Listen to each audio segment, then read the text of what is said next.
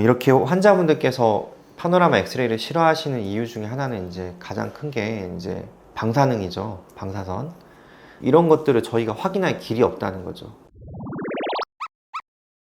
안녕하세요. 치덕후TV 미래로 치과 대표원장 이재민입니다. 오늘은 파노라마 엑스레이라는 거에 대해서 이야기를 할까 해요. 치과에 가셔서 가장 먼저 촬영하게 되는 엑스레이 이미지가 이 파노라마 엑스레이인데요. 파노라마라고 하는 건 이제 가로로 넓게 펼친 걸 표현하는데 전체 치아를 한눈에 볼 수가 있는 엑스레이인데요. 오늘은 과연 이런 파노라마 엑스레이가 꼭 진단에서 필요한 것인지, 왜 대체 병원만 가면 이렇게 자비를 들여서 엑스레이를 찍으라고 하는 건지, 이게 과연 불필요한 건데 어떤 다른 목적을 가지고 병원에서 이렇게 요구를 하는 것인지에 대해서 조금 이야기를 해볼까 합니다.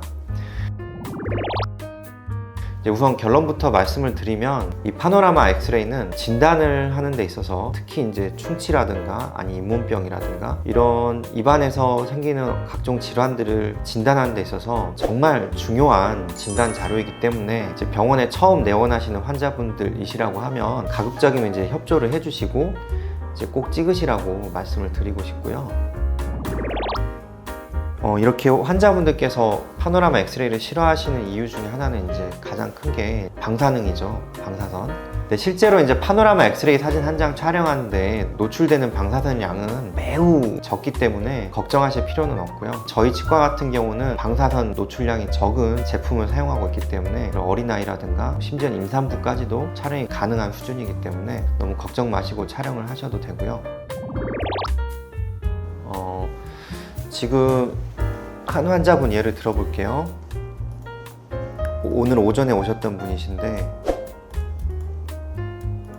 진짜 앞니가 빠져서 오셨어요. 이제 굉장히 오랜 기간 풍치에 걸린 치아를 방치한 상태로 계셨던 것 같아요. 근데 처음에는 이제 이것만 봐달라고 말씀을 하셨고 또 엑스레이 촬영은 거부를 하셨는데 이제 이것 말고도 이제 어금니가 아프다고 하시더라고요. 실제로 이런 육안 사진을 봤을 때 뭐 오래된 보철물도 있고 치아가 깨진 부분도 있긴 하지만 잇몸 안쪽에서 어떤 일이 일어나는지는 우리가 알 수가 없잖아요. 그래서 이렇게 된 사진만 봤을 때는 제가 또 의사지만 눈으로 봤을 때는 괜찮을 수도 있겠다 이런 생각을 할 수가 있죠. 그런데 이분이 이제 치아가 조금 흔들리는 게 확인이 돼서 파노라마 엑스레이를 꼭 찍어 보셔야 된다 라고 말씀을 드렸고, 그래서 촬영을 해보니까 너무나 심각한 상황이셨던 거죠. 좌측 아래 어금니 같은 경우는 이미 풍치, 잇몸병이 거의 끝까지 이제 진행이 돼서 까만 잇몸염증 소견이 보이고요. 위 앞니도 이렇게 치아 뿌리 주변을 둘러싼 까만 부분이 보이실 거예요. 이런 부분은 이제 풍치로 인해서 잇몸뼈가 녹아서 나온 사진이거든요. 그래서 이런 부분들은 우리가 다시 입안 사진을 봤을 때는 알 수가 없는 거죠. 여기 보면 잇몸이 조금 내려갔나 보다 이런 정도지 실제로 뼈가 저렇게 막 다 녹았을까? 라는 생각이 드는 부위이지만, 파노라마 엑스레이가 없다라고 하면 저희 입장에서도 이 치아가 실제로 안쪽에 잇몸뼈라든지 깊은 곳에 생긴 충치라든지 이런 것들을 저희가 확인할 길이 없다는 거죠. 기본적으로 이 파노라마 엑스레이 같은 경우는 보험이 됩니다. 환자분 본인 부담금이 그렇게 비싼 편이 아니시기 때문에 그 치과에 내원하셨을 때 이제 원장님께서 혹은 스태프들 분들께서 이렇게 촬영을 협조를 부탁을 하면, 정확한 진단을 원하신다면 꼭 협조를 부탁드리겠습니다. 오늘은 여기까지 파노라마 엑스레이의 중요성에 대한 이야기를 해보았습니다. 감사합니다.